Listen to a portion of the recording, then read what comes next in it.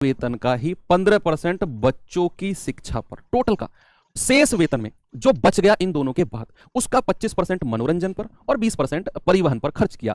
अब उसके पास लास्ट में 10,736 रुपए बचते हैं। तो कह रहे मासिक वेतन कितना होगा। बच्चे मान के चलते हैं दिव्या का मासिक वेतन 100 यूनिट है। अब उसने 24 यूनिट तो भोजन पर खर्च कर दिया और इसी 100 का ही 15% यानी कि 15 यूनिट, शेष का 15% नहीं, टोटल का 15%। तो टोटल कितना हो गया भैया 39। बचा कितना है,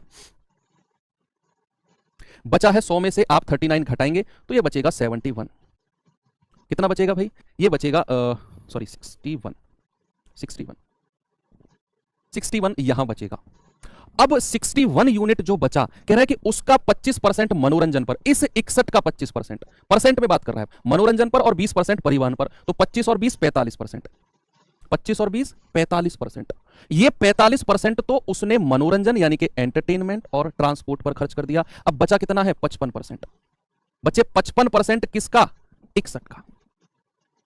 55% किसका, 61 का 55% बचा है और वो किसके बराबर हो जाएगा इसके, यानी कि मैं कह सकता हूं 61 यूनिट का 55% किसके बराबर है 10,736 के।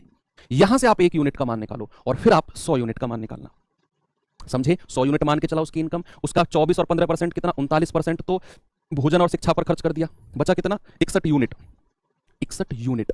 अब इस 61 यूनिट का 25% और 20% मनोरंजन और भोजन परिवहन पर, तो 61 का 25 और 20 45% तो यहां, और 61 का ही 61 जो बचा हुआ है उसका 100 में से 45 घटाएंगे, 55% शेष बचा है। तो 61 का 55% इतना, 1 यूनिट का मान निकाल दो, ठीक है। तो बचा 1 यूनिट का मान कितना आएगा भाई, जरा करते हैं, 7 और 1 8 6 14, कट जाएगा 11 से, तो 11 पंजे 55, 11 नाम 99, 8 11 सत्ते 77, 11 छिके 66।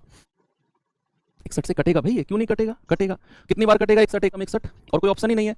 डिफरेंस कितना आया है, 7 में से 1 गया 6, 9 में से 6 गया 3, ये 6 बार कटेगा, पूरा 16 बार कट गया, देख लो।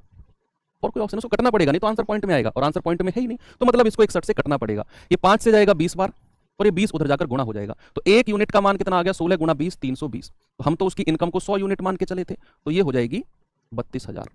कितनी हो जाएगी, 32,000 हो जाएगी। ऑप्शन नंबर सी प्यारे भाई आपका सही जवाब होगा।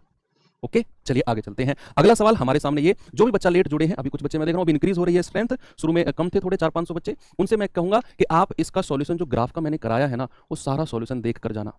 मैंने कुछ तरीके यहां बताए हैं कि आपके पास अगर कैलकुलेटिव सवाल बने, और बनेंगे नो डाउट, क्योंकि आप यूपी ट्रिपल एससी वालों के रिश्तेदार नहीं हो और ये आज वाले दुश्मन नहीं है कि इनका ग्राफ ऐसा बना दे और आपका आसान बना दे। देखो मैं आपसे कहूं, हार्ड चीज सबको बेकार लगती है, आसान होनी चाहिए। लेकिन जैसे आज के ग्राफ बने हैं, जो कल वाले बच्चे हैं वो ये दुआ मत करना कि सर हमारा ग्राफ आसान बने, नहीं तो आप जान